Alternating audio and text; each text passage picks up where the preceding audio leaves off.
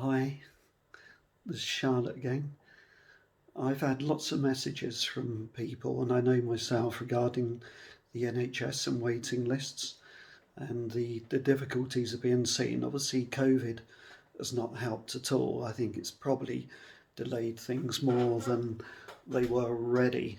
But I've been on the NHS list with the Laurels at Exeter for nearly 2 years now, referred by my doctor, and I've had one acknowledgement which must have been a year and 9 months ago, and I've had nothing more since. I've emailed them myself directly as well and have had no reply.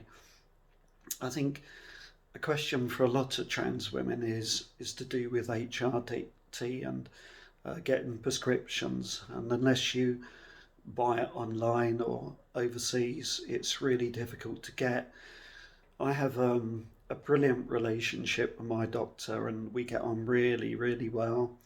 And it's an unusually personal relationship, which is really nice. And sometimes we sit and talk for an hour, well, we used to before COVID, and talk about all things. He would talk about himself and family and friends and all sorts, which is highly unusual. But I think it's really crucial having a really good doctor and one who's really supportive and tolerant of the trans community and transparent patients. So I think that if you've got a bad doctor, then you should really look to try and find a new one. You can always ring surgeries and just ask if there's a doctor there that is trans supportive. My doctor uses me as his, I don't like using the word, but role model. And he contacts me or rings me or emails me asking about particular issues relating to being transgender, medication, the whole package. And he generally leaves me to make the decisions regarding my own medication. Takes my guidance, but obviously ultimately he and the practice make the decision as to whether they'll go with that or not. I think there's a slight misunderstanding, and I think that a lot of people don't realise, doctors particularly, that they can actually prescribe HRT where necessary, where someone's suffering with really bad gender dysphoria, such as I did. I mean, I had been buying online prescriptions from online pharmacy, Clear Chemist, and others, which obviously is really, really expensive, and it's hard to keep up the cost of that when actually the NHS will supply if your doctor will recommend it. I did a lot of research and came up that doctors can actually prescribe HRT, as they say, when someone is confirmed gender dysphoria, same as me. So I think it's something that you'd really worth discussing with your doctor and suggesting that they can prescribe.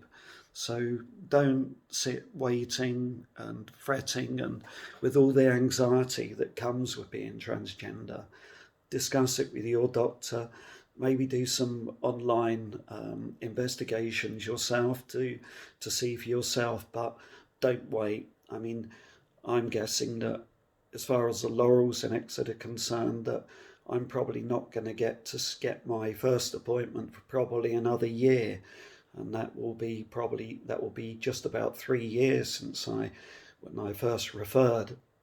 And I think that from what I understand, it could be another 2, 3 years after the first appointment to get the second one. It's a long, drawn out, painful process and doesn't meet any of the guidelines that the government lays down. And I think that's the same right across the country. I think some may be slightly quicker and some may be even slower. So don't wait. If you feel that you're suicidal or that your gender dysphoria or anxiety really is overwhelming and uncontrollable, do discuss it with your doctor and ask them to look into your particular case and see whether they will actually prescribe HRT for you. Anyway, take care, keep safe, and look after yourselves. Okay, and thanks for all your really nice comments and all your support and all the likes that you made. And I try and reply to everyone. If I haven't replied to everyone, then I'm really sorry. Okay, take care. Bye.